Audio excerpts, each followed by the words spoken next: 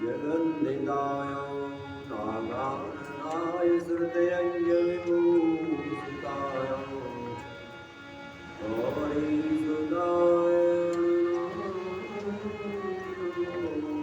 नमस्ते। ॐ गुरुवे स्मृता हरदिवे किंसे जयन्तो सर्वे स्मृतामतिमतीव शुभां ददासि। दारिद्र्यदुःखभयार्णिका त्वदन्या सर्वोपकारकरणा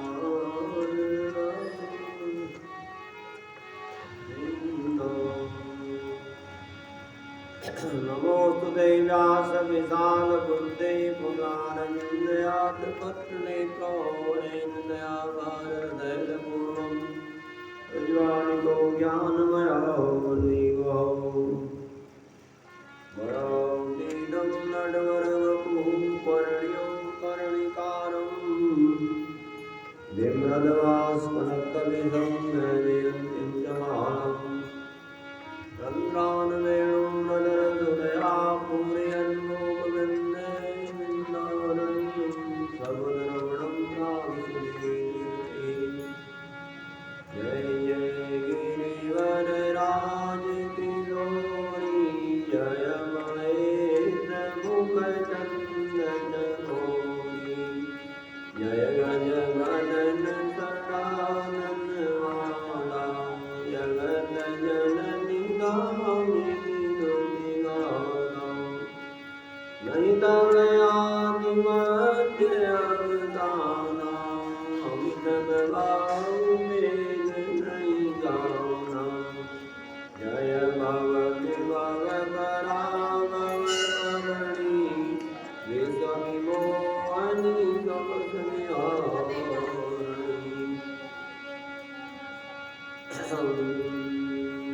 सच्चिदानंदमयी माता के जनाई। यही भागवत महापुराण कथा श्रवण करेंगे। इसमें पाप के बारे में बताया कि संसार में पाप जो है सबसे बड़ा है। संसार में पाप भरा पड़ा है। तो राजा जन्मेजय ने पूछा कि इस पापों से बंधन के कैसे मुक्ति मिलेगी। जब इंद्र भी नीच कर्म कर गुजरते हैं, माँ के गर्भ में जाकर के बच्चे के टुकड़े कर दिए, तो ऐसा जब देवता भी जब नीच कर्म करने लगते हैं तो मनुष्य क्यों नहीं करेगा। माता की सेवा के बहाने गर्भ में घुस करके बालक की हत्या करना महान पाप है। जब इंद्र ने जब ऐसा कर्म किया तो लोग क्यों नहीं करेंगे। जन्मेजय कहते हैं मेरे दादा लोग जो पांडव आदि हैं, उन्होंने कुरुक्षेत्र के संग्राम में ऐसा आश्चर्यजनक कर्म किया जिसमें भीष्म, द्रोणाचार्य, कृपाचार्य, धर्मराज युधिष्ठिर तक ने धर्म के विरुद्ध आचरण करने वाले भगवान कृष्ण की प्रेरणा से निंदनीय कार्य किए थे। ऐसे गहित कर्म क्यों किए। ऐसा ही होगा तो धर्म में आस्था कैसे होगी। ये सुनकर के जन्मेजय कह रहे कि मेरा मन चंचल हो रहा है। यदि आपके वाक्य को प्रमाण माने तो किसको क्या कहा जाए। सर्वार्थ सिद्ध न होने पर औरों के प्रति मन में राग, द्वेष, ईर्ष्या होना, अपना स्वार्थ करने के लिए देवता तक झूठ बोलते हैं, द्वेष करते हैं। तो परम ज्ञानी भगवान कृष्ण ने जरासंध का वध करने के लिए छल रूप से ब्राह्मण का रूप धारण किया। भगवान कृष्ण ने और राजसूय यज्ञ के अवसर पर अर्जुन ने भी छल किया था, जिसमें शिशुपाल हत्याकांड हुआ। तो उसको किस श्रेणी का यज्ञ कहेंगे जिसमें हत्याएं हो गई, बड़ी बड़ी हत्याएं हुई, जिसमें शिशुपाल की भी हत्या हुई। तो बहुत प्रश्न किए हैं जन्मेजय ने। परीक्षित को जन्मेजय कहते हैं कि वेदों का कहना है धर्म का प्रथम चरण है सत्य। धर्म के 4 चरण होते हैं, उसमें पहला है सत्य बोलना, दूसरा है पवित्रता, तीसरा है दया करना सब पर, और चौथा है दान करना। तो सत्य के 4 चरण हैं, और इन 4 चरणों के बिना जहाँ सत्य न हो, जहाँ पवित्रता न हो, जहाँ दया न हो, है जहाँ दान न हो, वहाँ धर्म कैसे टिक सकता है। तो तब मेरे पूर्वजों ने धर्महीन यज्ञ किया था। तो ऐसे में धर्म की आस्था कैसे होगी जब अखिल विश्व भगवान विष्णु स्वयं छल करने के लिए वामन बन गए। औरों की तो बात ही क्या है, तो बलि को धोखा दिया। तो आप पुराणों के निर्माण करता है, बताइए इसके बारे में पूरी विस्तार से इस कथा को बताएंगे। अरे माँ भगवती का थोड़ा सा भजन कर लिया है। बिगड़ी मेरी बना दे ओ तेरा वाली मैया, बिगड़ी मेरी बना दे ओ मेरी मैया, बिगड़ी मेरी बना दे ओ तेरा वाली मैया।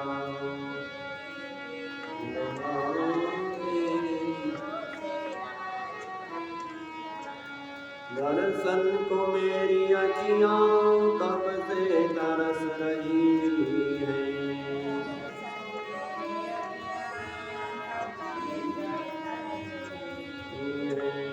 दर्शन को मेरी अखियाँ कब से तरस रही है।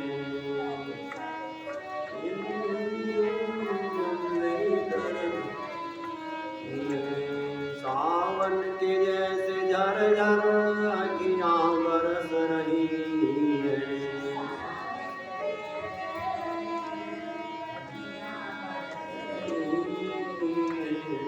दर में मुझे बुला ले उसे रवाल मैया, दर में मुझे बुला ले उसे मैया, बिगड़ी मेरी बना दे उसे रवाल मैया, बिगड़ी मेरी बना दे उसे रवाल मैया। आते हैं तेरे दर पर दुनिया के नर और नारी,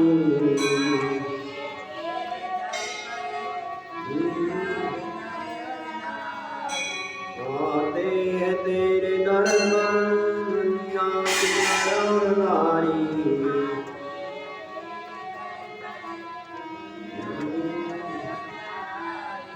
सुनती हो सबकी विनती ओ मेरी शेरा वाली,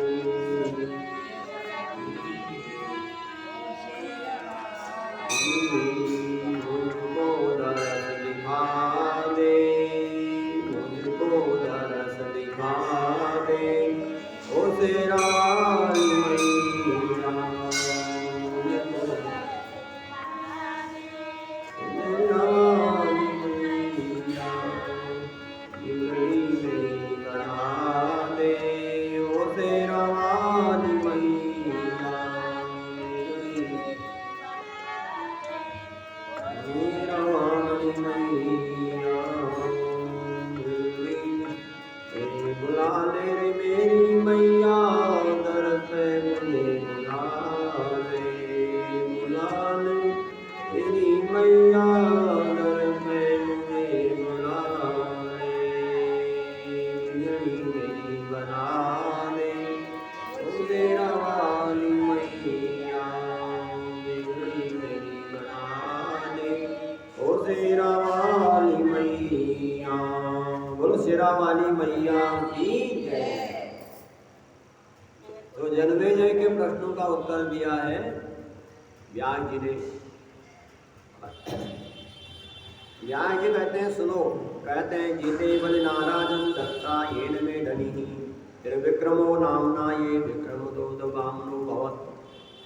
महाराज जी कहते हैं कि इस इंद्र ने तो इस द्वंद्व में जिसने पृथ्वी का दान किया उस राजा बलि की विजय हुई।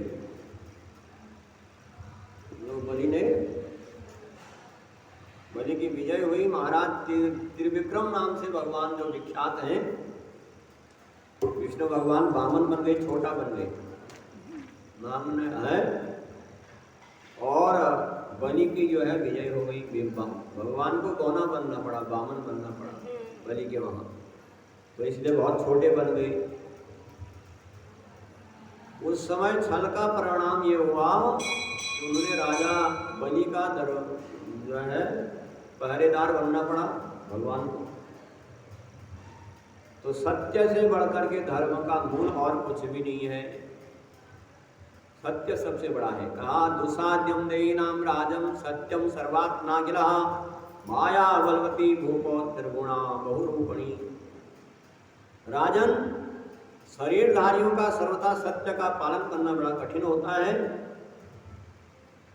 त्रिगुणात्मिका बहुरूप धारणी माया बड़ी बलवती होती है। जो सारा संसार को माया जो नचानी है वह त्रिगुणात्मिका है, वह बड़ी बलवती है। जब माया ने अपने 3 गुणों के मेल से, जब सत्व रज तम के मेल से इस संसार की रचना की, तब छलिया लोगों से कभी सत्य की रक्षा की जा सकती है? तो सत्व रज तम 3 गुणों के मेल से सबकी रचना हुई है। तो यही सनातनी स्थिति सदा बहती आई है। तो वानप्रस्थी मुनिजन जो अनासक्त हैं, जो प्रतिग्रह शून्य हैं, जो दान नहीं लेते, सत्य पारायण है, जो तृष्णा रहित होते हैं, तो कहते हैं कि राजन, इसके बाद कहते हैं अनसर्वम सवितम गुणा निर्वह। तो इससे 12 जगत की उत्पत्ति के समय माया से मोहित व्यक्ति की हलचल मचा देने वाली प्रबल इंद्रियां, जो मनुष्य की इंद्रियां हैं, जो कंट्रोल में नहीं होती हैं,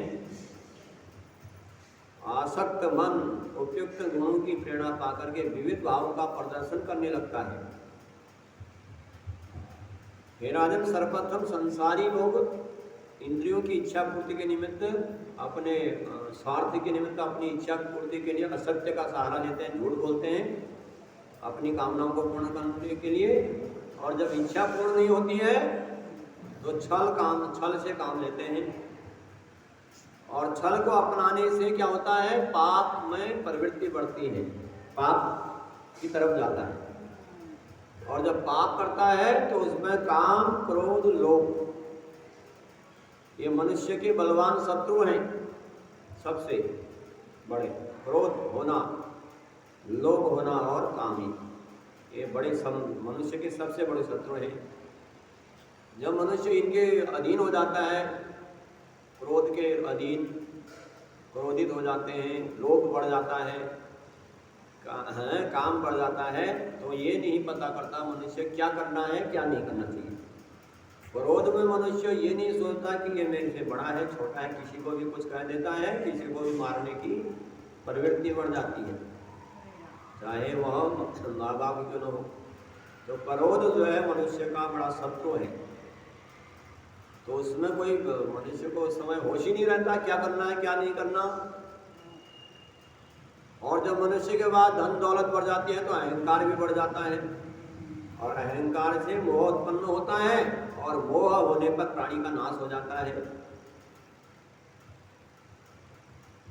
तो मोह से क्या होता है, कहते हैं ईर्ष्या, असूया तथा द्वेषो प्रादुर्भवति चेतसी, आशा, तृष्णा तथा दैन्यम, धर्म, दंभो, धर्म, अतिष्ठता।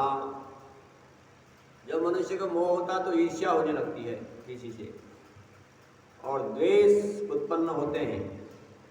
आशा, तृष्णा, पाखंड, अधार्मिक बुद्धि से सब भावनाएं प्राणियों के हृदय में मोह से उत्पन्न होती हैं।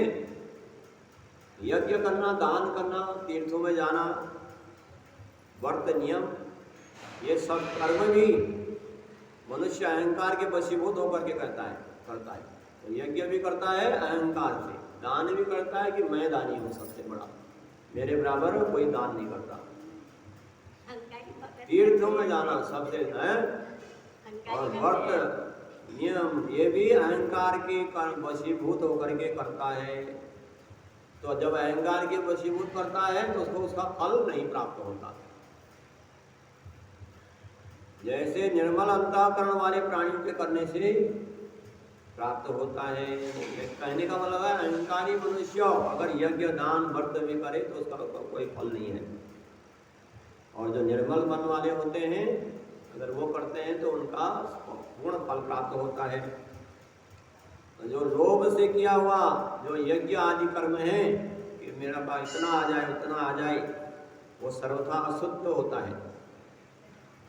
तो इसलिए विद्वानों को चाहिए कि पहले द्रव्य शुद्धि का विचार, कोई यज्ञ करे तो उसमें धन हमारा शुद्ध है कि नहीं, 2 नंबर का तो नहीं है, फिर पाप का कमाई तो नहीं है, तो पाप की कमाई होगी तो वह यज्ञ भी बेकार हो जाएगा, उसका फल उल्टा हो जाएगा।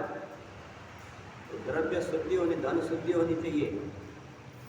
यदि किसी का द्रोह भाव, किसी के प्रति ईर्ष्या रख करके, किसी के द्रोह भाव रख करके हम धन को शुभ कार्यों में लगाते हैं तो उल्टा फल मिलता है। अच्छे के बुरे बुरा भी हो जाता है यज्ञ। यज्ञ के बराबर शत्रु भी कुछ नहीं है। यज्ञ के बाद मित्र, और अगर उसकी शुद्धि नहीं है तो उसका फल विपरीत होने लगता है। जिस व्यक्ति के मन में काम क्रोध आदि विकार उत्पन्न होते हैं उसको यथार्थ फल नहीं मिल पाता। तो जब कर्म करने वाले आचार्य आदि लोगों का चित्त शुद्ध होता है तभी यजमान को पूर्ण फल की प्राप्ति होती है। जब यज्ञ करने वाला जो ब्राह्मण आदि है उसका मन भी शुद्ध होता है तभी यजमान का भी भला होता है, कहते हैं। तो देश काल कर्म द्रव्य कर्ता सब शुद्ध होते हैं जब वो स्थान भी शुद्ध हो, जब कर्म भी शुद्ध हो, जब धन भी शुद्ध हो, और जब करने वाला भी शुद्ध हो, तब यज्ञ दान आदि का पूर्ण फल प्राप्त होता है। जो मनुष्य शत्रु नाश के लिए यज्ञ करते हैं कि हमारा शत्रु हो जाए, तो उसका उल्टा फल मिलता है, भले के बुरा। तो इस प्रकार से मनुष्य पाप ही करते रहते हैं अपने लिए। तो कहते हैं कि प्रजापति ब्रह्मा से देवता उत्पन्न होते हैं और उन्हीं से असुरों की उत्पत्ति होती है। ब्रह्मा जी ने जो है देवता भी और असुर भी उन्हीं से उत्पत्ति होती है, और दैत्य जो है स्वार्थ पारण होकर के एक दूसरे के विरुद्ध काम करते हैं। इस प्रकार से बता रहे हैं। व्याज कहते हैं अथम बहुलोक्तम संसारे न्यपुस्ततवः। व्याज कहते हैं बहुत कहने से काम नहीं, इस संसार में धर्मात्मा और द्रोह बुद्धि से रहित मनुष्य कोई बिरला ही होता है। ऐसा मनुष्य जिसमें द्रोह न हो, जो किसी का बुरा न सोचता हो, ऐसे मनुष्य बहुत कम मिलते हैं। ये संसार भरा पड़ा है राग द्वेष ईर्ष्या जलन से। सत्युग में भी ये संसार ऐसा ही था, फिर इस समय कली दूषित समय में क्या कहना है। जब कलयुग से चला आ रहा है राग द्वेष आदि, तो ये तो कलयुग है कहते हैं। जब देवता भी ईर्ष्यालु हो जाते हैं और जो छल कपट धारण करते हैं, तो मनुष्य और पशु पक्षियों की बात ही क्या है। तो द्रोह भाव रखने वाले के प्रति द्रोह भाव रखना, कोई हमारा बुरा चाहता है हम उसके प्रति बुरा चाहें, तो ये व्यवहार, ये बराबरी का व्यवहार कहा जा सकता है। और किंतु कोई हमसे द्रोह भाव रखे, हम उसके प्रति द्रोह भाव न रखें, तो वह सबसे बढ़िया है। तो कहते हैं सज्जन पुरुषों के लिए, जो सज्जन अच्छे लोग हैं उनके लिए हर समय सत्युग है, और जो बुरे लोग हैं उनके लिए हर समय कलयुग है। सत्युग में भी दुष्टों के लिए हमेशा कलयुग दिखता है। जिस युग में कर्म योग और साधना की सलाह दी गई, उस द्वापर और त्रेता युग के प्रथा के अनुसार मध्यम श्रेणी के लोग चलते हैं। तो कभी कभी कोई बिरला ही मनुष्य सत्य धर्म आचरण करने लगता है।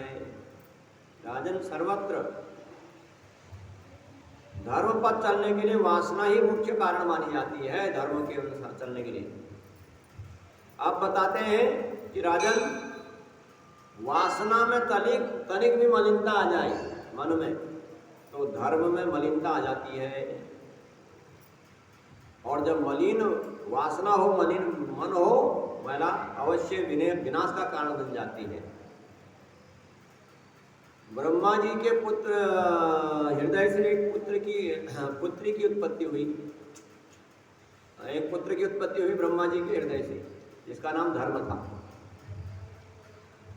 वह ब्रह्मा का पुत्र धर्म जो है सत्यवादी और धर्म का अनुरागी पुरुष था, ब्राह्मण था वो। उसने दक्ष प्रजापति की 10 कन्याओं के साथ विवाह किया।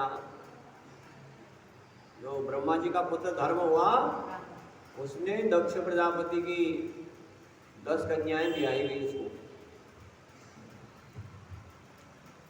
तो इस प्रकार विधिवत पानी ग्रहण करके धर्म का पालन करने लगा।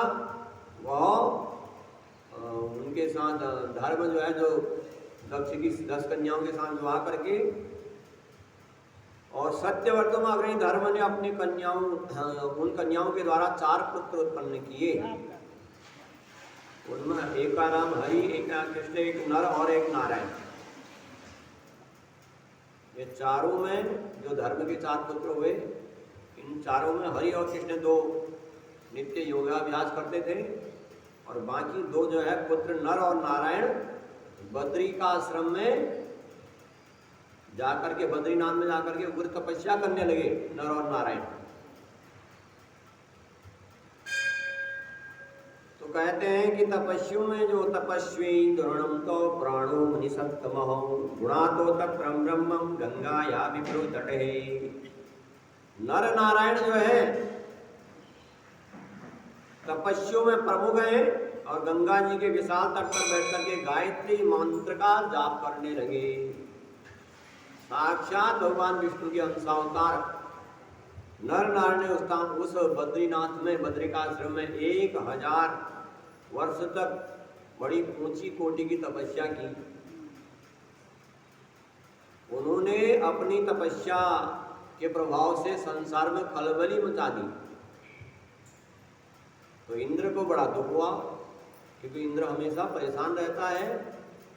तो इंद्र उन नर नारायण को तपस्या करते हुए देखा तो बड़ा परेशान हो गया, दुखी हो गया। तो उस 1000 नेत्र वाले इंद्र ने अपने मन में सोचने लगा कि इन ध्यान मग्न धर्म के पुत्रों के विषय में, जो नर नारायण हैं, उनके विषय में क्या करूं, कैसे इनकी तपस्या विघ्न हो, कैसे विघ्न आ जाए इनके तपस्या में। तो इस प्रकार से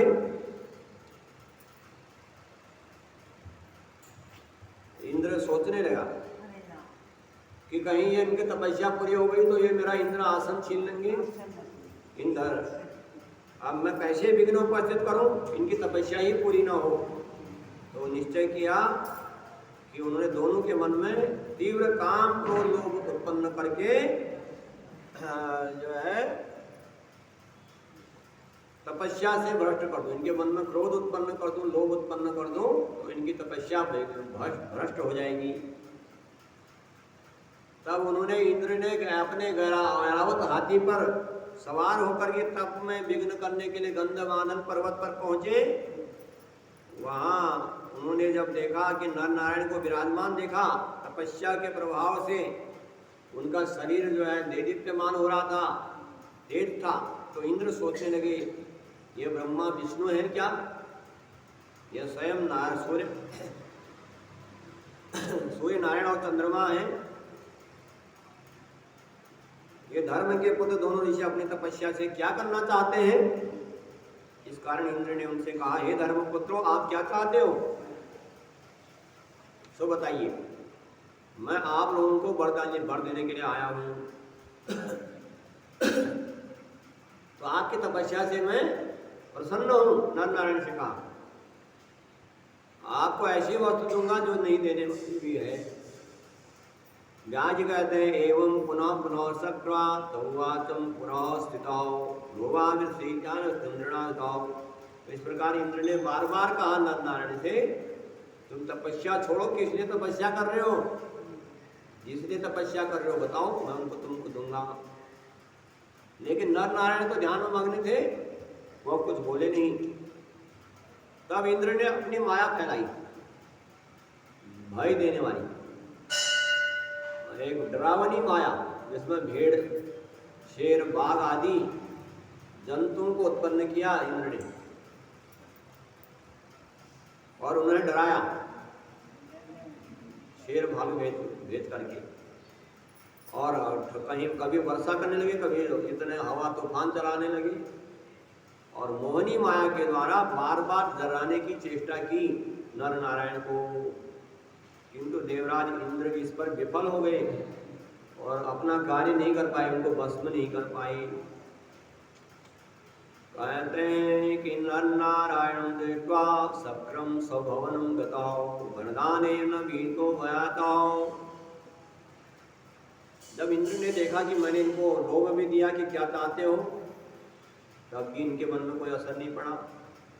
जब मैंने इनको डराया तब भी इनके फर्क कोई नहीं पड़ा इनके मन में। अब घर लौट गए इंद्र। तो बाघ, शेर आदि हिंसक पशु के आक्रमण करने पर भी जो अपने आसन से हिले नहीं है। यहाँ तो एक थाली बजती है तो मनुष्य उधर की तरफ नजर डालने लगता है कि थाली जब हाथ से गिर जाए है, सब लोग वहीं देखने लगते हैं। और इनको तो सारा, जब शेर भालू भी खाने के लिए डरे और उसमें भी बिल्कुल आसन हिले नहीं, तो इंद्र अपने घर पर विचार करने लगे, दुखित होने लगा कि कहीं अब इनकी इच्छा, कहीं तपस्या पूर्ण हो गई तो इंद्र बन जाएंगे। तो वह तब इंद्र जो है माया मोहनी का ध्यान करने लगा। ध्यायति चोग लोके बाघ बीजम काम बीजम माया बीजम तदेव चहो। अब वे तो महाविद्या आदि शक्ति सनातनी सब लोगों की ईश्वरी का ध्यान कर रहे थे नर नारायण, माँ भगवती का ध्यान में लीन थे। तो देवताओं की और असुरों की समस्त माया उस पराशक्ति से उत्पन्न होती है। इसलिए कोई चाहे कितनी माया फैला दे, जो माया देवी का रूप धारण, जो देवी का ध्यान कर रहा हो, उसको कौन कोई कैसे अपनी तरफ आकृष्ट कर सकता है। कहते हैं कते कथितम बहितासक्तम धायती गतकलमसा बाघ बीजम काम बीजम माया। तो भगवती जगदम्बा का ध्यान करने के कारण बद्रीनाथ में जगदम्बा का ध्यान कर रहे थे दोनों नर नारायण, जिनके पाप पड़ गए थे उस भवानी के ध्यान करने के कारण। तो भला मायावी लोग उनको कैसे वश में कर सकते हैं? जिनके मन में बाघ बीज माया बीज घर से कर चुका है, कौन उनको पथ से भ्रष्ट कर सकता है? अब जब भगवती का ध्यान कर रहे हैं तो वो विचलित नहीं हुए। तो इंद्र ने अपने जो है कामदेव और वसंत ऋतु को बुलाया, कहा कि तो बसंत और रति को लेकर के, बसंत की पत्नी रति को लेकर के बहुत तेरे अप्सराओं के साथ गंधमादन पर्वत पर अभी जाओ। और वहाँ नर नारायण नाम के दोनों ऋषि बद्री का आश्रम में एकांत स्थान पर जप कर रहे हैं। और उनके पास जाकर के बसंत से, कामदेव से कहा और अप्सराओं से कहा, तुम उन नर नारायण का चित्त को कामातुर बना दो, काम वासना भर दो उनके मन में, और मोहन और उच्चाटन प्रयोग करके तुम अपने बाणों से तपो भ्रष्ट कर डालो, तब से भ्रष्ट कर दो उनको। कहा कि वसी पूर्णम महाभागो मुनि धर्मम सुतावपी हो अस्मिन वो संसारो देव देव को मानव। अब जो है धर्म के पुत्र दोनों नर नारायण को तुम अपने बस में कर लो। संसार में कौन सा ऐसा देवता, कौन सा ऐसा मनुष्य है जो तुम्हारे बाणों के वशीभूत न हुआ हो कामदेव के बाणों से। ब्रह्मा जी, मैं इंद्र कहता है मैं इंद्र और ब्रह्मा जी, भगवान शंकर, चंद्रमा, अग्नि भी तुम्हारे बाणों के मार से मोहित हो चुके हैं, बार बार मोहित हो चुके हैं। और तब हे काम, तुम इन दोनों ऋषियों की क्या गिनती है? जब देवताओं के मन को भी तुम हिला देते हो, देवताओं को भी कर सकते हो कंट्रोल में, तो ये दोनों ऋषियों की क्या बात है? तुम्हारे जो है बाणों के आगे नहीं टिकेंगे। तुमने सबको मोहित किया। तब तो मैं आपके साथ ये अप्सराओं को भेज रहा हूं। इंद्र ने कहा उनमें श्रेष्ठ अप्सरा है रंभा, तिलोत्तमा आदि प्रमुख अप्सराएं रहेंगी और वह काम पूरा कर सकती हैं, इनकी तप को कर सकती हैं। अगर ये दोनों न हो, रंभा तिलोत्तमा अप्सरा, तब भी तुम ये काम कर सकते हो। तो आगे बढ़ो, सफलता मिलना निश्चित है। ये मेरा काम कर दो। इंद्र ने भेजा कामदेव को, बसंत को। ये कामदेव का मित्र है बसंत, और उसकी कामदेव की पत्नी रति है, और उनको सबको भेजा। और रंभा तिलोत्तमा अप्सरा के साथ कहाँ भेजा? जहां पर दोनों ऋषि तपस्या कर रहे थे। लेकिन कहते हैं कि उन्होंने जो है वहाँ पर इंद्र, इसके बदले में तुम जो चाहोगे दो दूंगा। मैंने उनको वरदान में लोभ डालना चाहा, वो चलायमान नहीं हुए, परिश्रम व्यर्थ हो गया। मैंने डराया, उनको डरा ही नहीं। ये दोनों ब्रह्मा विष्णु सूर्य किसी देवता का ध्यान करते होंगे तो उन्हें मैं अपने बस में कर लूंगा, इंद्र कहता है। अगर ब्रह्मा विष्णु महेश सूर्य आदि देवताओं के ध्यान में होंगे तो भस्म कर सकते थे, लेकिन अगर भगवती का ध्यान कर रहे हैं तो कौन किसको भस्म कर सकता है? मैं भस्म नहीं कर पाऊंगा। यदि भक्ति भाव से महाशक्ति की उपासना कर रहे होंगे तो वो कामदेव आदि ने कहा हमारे बस की बात नहीं है फिर उनके ऊपर अपना असर डालना। तो इंद्र बोले तुम इन सबके साथ जाओ, यद्यपि मेरा काम बड़ा कठिन है, फिर भी तुम्हारे पर मेरा विश्वास है, तुम मेरे कार्य को पूरा कर दोगे। तो इंद्र के ऐसा आदेश पाकर के तैयारी के साथ वहां गए जहां धर्म के पुत्र नारायण तपस्या कर रहे थे बद्रिकाश्रम में। और गंधमादन पर्वत पर अप्सराएं पहुंची हैं, ऐसे स्थान पर जहां बहुत से फल फूलों से वृक्ष लदे हुए थे। वहां जा करके काम मात्र मत बहुत होकर के स्त्रियों के साथ रति क्रीड़ा करने लगे, सुगंधित वायु बहने लगी, और ऐसी जो इंद्रियों को भी हलचल मचा देने वाली थी। तब रति के साथ कामदेव भी पंचबाण का प्रयोग करता हुआ तत्काल बद्रिकाश्रम में पहुंचा। तो इसके कामदेव के 5 बाण हैं, मारण मोहन वश्य। पहले तो उच्चाटन करेगा, फिर भस्म करेगा, इस प्रकार के बाण चलाता है कामदेव। तो कामदेव ने अपने 5 बाणों का प्रयोग किया बद्रिकाश्रम में, और वहीं उसने अड्डा जमा लिया। गायन में निपुण है रंभा तिलोत्तमा अप्सराएं उन आश्रम में पहुंच करके स्वर ताल के साथ नाचने लगे, गाने लगे, और वहां मधुर गौरों की गुनगुनाहट सुनकर के दोनों मुनियों का ध्यान भंग हो गया। कहते हैं कि जब गुनगुनाहट सुनी तो ध्यान भंग हो गया, और बिगर समय में असमय में ऋतुराज बसंत का आगमन। अभी तो गर्मी के उसमें वर्षा ऋतु है, लेकिन बसंत ऋतु आ गया है असमय में। तो नर नारायण चिंतित हो गए कि ये क्या हो रहा है असमय में। अभी तो शिशिर का अंत हो रहा, ठंड अंत हुई है, अभी ये कैसे दिखाई दे रहे हैं। एक समय ऐसा कैसे बदल गया। गर्मी के दिनों में ठंडा आ जाए ये बड़ी मुश्किल है, ठंड के दिन में गर्मी आ जाए ये कैसा बात हो गई। तो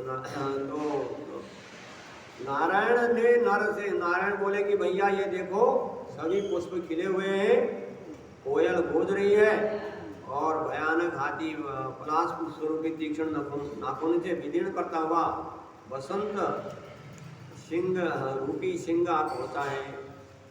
और इधर देखिए ये सुंदरी है और जिसके हाथ में ताल अशोक, पैर में पलाश के फूल हैं। तो इस प्रकार से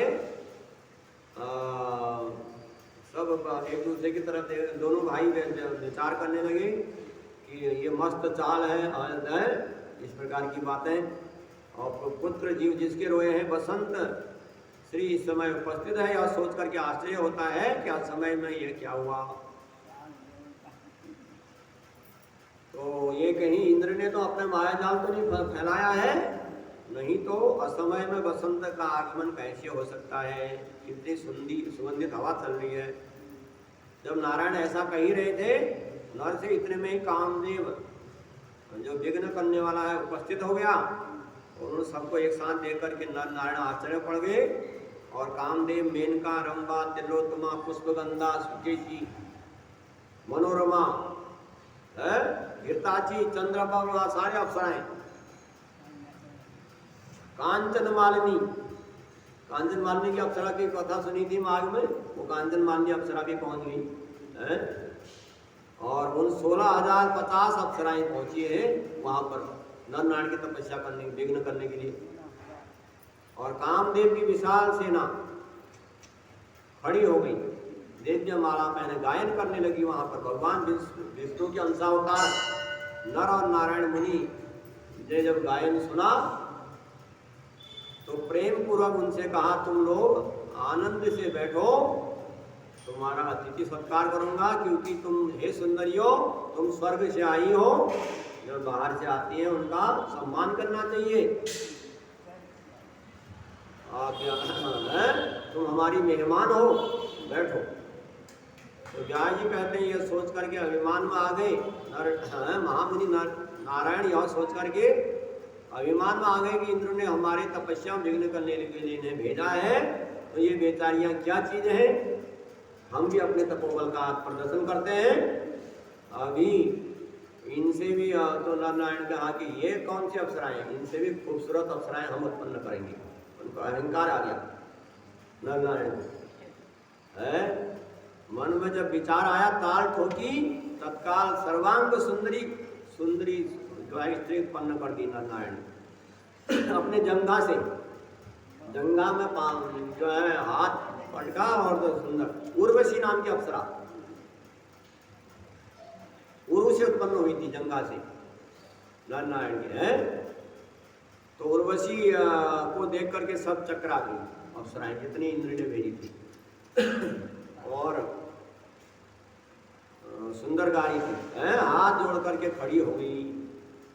इंद्र प्रेरित अप्सराएं जो सारे लोगों को मोह में डाल देती हैं, उस उर्वशी को देख करके जो उन्होंने उत्पन्न की, अपना सुख खो बैठी।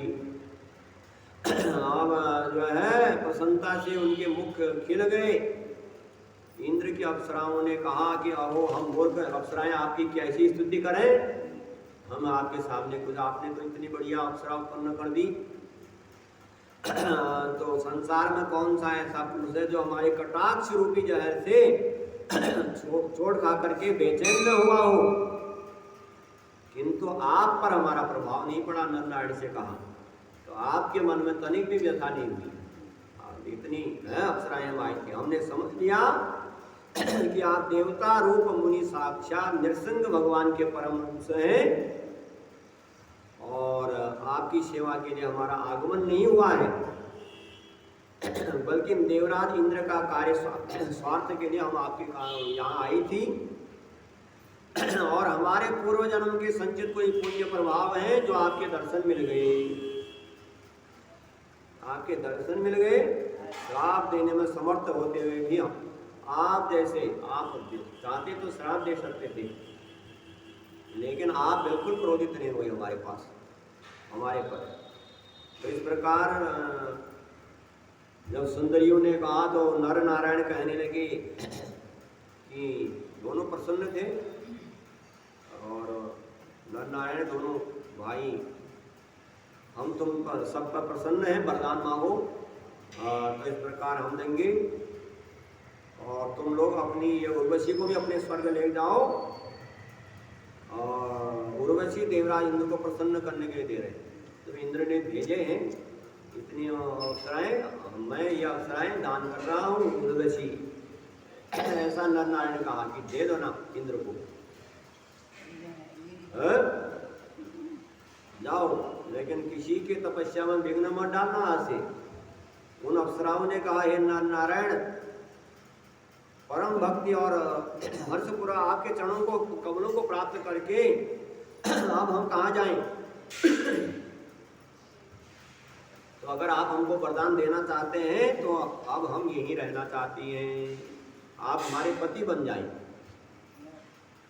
नारायण ने कहा था कि वरदान मांग लो, तो उन्होंने मौका पा लिया। उन्होंने कहा कि आप वरदान देना चाहती हैं तो हम आपको छोड़ करके जाना ही नहीं चाहती हैं, आप हमारे पति बन जाएं, आपकी सेवा करेंगी, आपको प्रसन्न रखेंगी।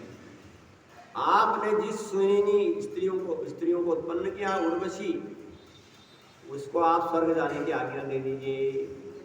तो उसके बदले में स्वर्ग से आई हुई हम 16,050 सुंदरियां आपकी सेवा करेंगी। हे माधव, आप हमारा मनोवांछित वरदान देकर के वचन सत्य करिए, क्योंकि स्त्रियों की आशा भंग करना ठीक नहीं है। तो बड़े बड़े तत्वज्ञानी मुनियों का भी यही कहना है, कामार्थ स्त्रियों की आशा भंग करना हिंसा होती है। अब हम आपके प्रेम पास में बंध गई हैं, आप सर्वसमर्थ हैं, आप हमें त्यागिए नहीं। तो नर नारायण ने कहा हमने इंद्रियों को जीत करके पूरे 1000 वर्षों तक तपस्या किया है, इसलिए सुंदरियों हम अपनी तपस्या विघ्न कैसे कर दें, विघ्न कैसे मन भंग कैसे कर दें? हमको विवाह करने में बिल्कुल भी रुचि नहीं है। ये पशु धर्म है, पशु धर्म है, पशु करते हैं। पशु धर्म में कौन बुद्धिमान मनुष्य फंसेगा? उन अप्सराओं ने कहा शब्द स्पर्श गंध रूप, ये 5 सुखों से स्पर्श सुख सर्वोत्तम माना जाता है, आनंद का मूल कारण है। इससे तो महाराज हमारी बात मान लीजिए, हमें स्वीकार करिए। इस प्रकार की बातें चल रही है, आगे की बातें कल उसको सुनाएंगे। बोलो वृंदावन बिहारी लाल की जय, जगदम्बा भवानी की जय। कथा विसर्जन होता है, सुनो वीर हनुमान, राम लखन सिया जानकी सदा करो कल्याण।